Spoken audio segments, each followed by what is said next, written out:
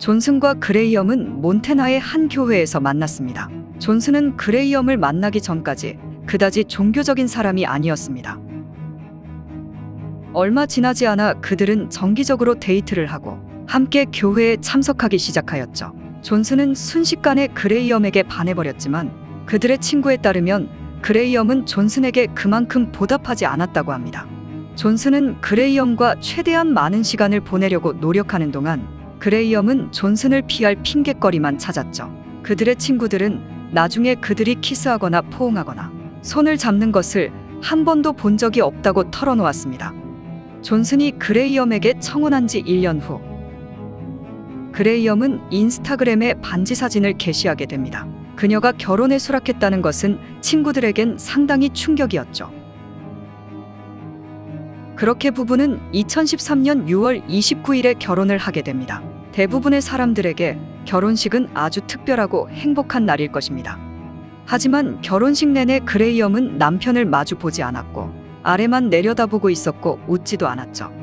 그레이엄은 친구 카트리나에게 존슨과 결혼한 것이 옳은 선택인지 여러 번 물어봤었다고 합니다. 그리고 결혼식 직후 그레이엄은 카트리나에게 행복해야 하는데 행복하지 않을 뿐. 이렇게 문자도 보냈죠. 존슨의 친구 프레드릭스는 그레이엄과 결혼하지 말라고 여러 번 경고했다고 합니다.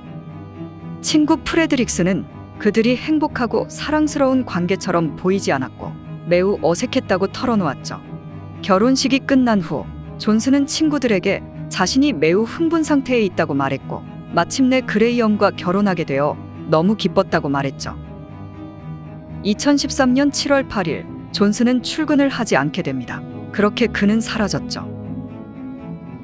존슨의 가족과 친구들은 그레이엄에게 그가 어디에 있는지 물었죠. 그녀는 그가 일어나서 전날 떠났다고 주장했고 그가 어디로 갔는지 모른다고 말했습니다. 존슨의 가족과 친구들은 흔들리지 않는 그녀의 모습을 보고 놀랐습니다. 가족과 친구들은 그녀를 더 많이 추궁하며 물어봤고 어느 순간 그녀는 결혼 반지를 빼서 던져버렸습니다. 그녀는 조금밖에 걱정하지 않았고 심지어 결혼 반지를 뺀 모습은 충격이었고 그녀의 행동에 의문을 가질 수밖에 없었습니다. 그렇게 그레이엄은 용의자가 되었습니다. 조사를 받던 그레이엄은 존슨이 친구와 함께 드라이브를 갔다는 문자를 보냈다고 말했습니다. 고맙게도 그레이엄은 조사관에게 보여줄 문자 메시지가 없었습니다. 당국이 사라진 존슨의 전단지를 배포하기 시작한 직후 그레이엄은 친구들에게 톤이라는 존슨의 친구로부터 이메일을 받았다고 말했죠. 이메일에는 존슨이 죽었다고 나와 있었고 글래시어 국립공원으로 여행하는 동안 존슨이 절벽에서 떨어져 수색을 중단해야 했다는 내용이었습니다. 그레이엄의 친구들은 그녀에게 이메일을 조사관에게 보여주라고 압박했고 그녀는 그렇게 수락하게 되었죠. 7월 11일 조사관들이 글래시어 국립공원 주변에서 존슨을 수색하게 됩니다. 그레이엄은 그녀의 친구들과 존슨의 남동생 마이클과 존슨의 차를 타고 글래시어 국립공원으로 운전했습니다. 그레이엄은 차 안에서 창밖으로 팔을 흔들며 웃고 노래를 부르고 있었죠. 그레이엄은 그들을 60m 높이의 계곡 위 더루프라고 불리는 글래시어 국립공원의 인기 있는 지역으로 데려갔고 그녀는 물에 엎드린 존슨의 시체를 내려다보며 침착하게 말했습니다. 존슨의 동생 마이클은 시신을 보고 너무 충격을 받아 제대로 걷지도 못했죠. 집으로 돌아오는 길에 그레이엄은 존슨의 시신을 발견했으니 장례식을 치를 수도 있고 경찰들은 더 이상 수색을 하지 않아도 된다고 말했습니다. 7월 16일 수사관들은 두 번째 신문을 위해 그레이엄을 데려왔습니다. 존슨의 시체가 어디 있는지 어떻게 알았냐고 묻자 그녀는 단지 느낌이 있었다라고 말했고 존슨이 죽기 전에 보고 싶다고 말한 곳이 그곳이었다고 말했죠. 수사관들은 뭔가 잘못되었다는 것을 알고 있었습니다. 그레이엄은 이야기를 여러 번 바꿨을 뿐만 아니라 진술에도 많은 모순이 있었습니다. 그레이엄은 글래시어 국립공원에서 존슨과 함께 있지 않았다고 말했지만 증거는 다르게 말했죠. 감시 카메라는 부부가 존슨의 차를 타고 공원에 함께 들어가는 모습을 포착하였죠. 그레이엄은 존슨이 실종되기 전까지 싸우지 않았다고 말했지만 존슨이 친구들에게 보낸 문자 메시지는 그 반대였습니다.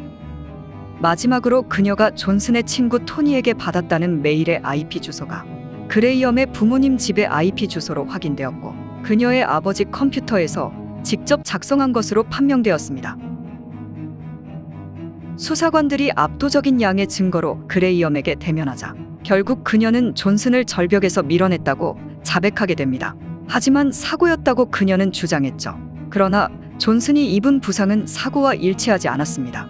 존슨은 머리가 먼저 떨어졌습니다. 존슨은 두 팔과 머리에 부상을 입었고 그의 몸 옆에는 눈가리개처럼 보이는 천 조각이 있었죠. 수사관들은 그녀가 처음부터 살인이 의도적이고 계획적이라고 주장했습니다. 수사관들은 그녀가 남편에게 깜짝 선물이 있다고 말했고 남편을 그 지역으로 유인한 다음 눈을 가리고 돌아서라고 말한 다음 절벽에서 남편을 밀었다고 일어나했습니다.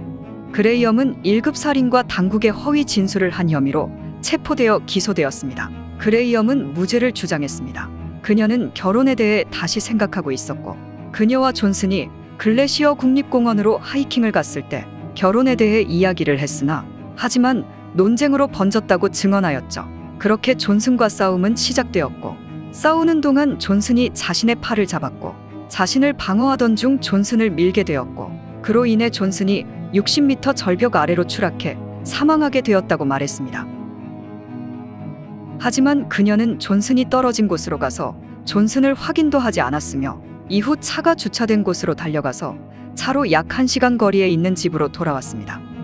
또한 돌아오는 길에 친구들에게 문자 메시지를 보냈지만 방금 일어난 일은 아무에게도 말하지 않았죠. 지금까지 보여준 그녀의 모습은 실수가 아니라 고의였습니다. 판사는 그녀에게 반복적으로 거짓말을 하며 살인에 대해 결코 사과하지 않고 전혀 양심의 가책을 보이지 않는다고 그녀에게 비판했습니다. 그레이엄은 결혼 생활에서 성적인 의무를 다해야 하는 것이 두려웠다고 말했습니다. 관계를 가질 때 몸이 아팠고 공황 상태에 빠졌다고 말했습니다. 또한 결혼 생활을 끝내야겠다고 생각한 것 중에는 육체적으로 아프다는 것이었습니다. 거짓말에 능숙한 그녀의 이 주장은 진실인지 아닌지는 본인만 알 것입니다. 변론 종결 직전 그녀는 유죄를 인정했으며 2급 살인으로 받아들여졌을 때 법정 전체를 충격에 빠뜨렸습니다. 그레이엄은 2014년 3월 27일에 30년형을 선고받았고 가석방의 자격은 없습니다. 존슨은 자신의 결혼식 날을 인생 최고의 날이라고 불렀고 사랑하는 여자와 가정을 꾸리면서 평범한 행복을 원했던 남편이었습니다. 그는 누군가의 사랑하는 아들, 친구, 형제로 기억될 것입니다.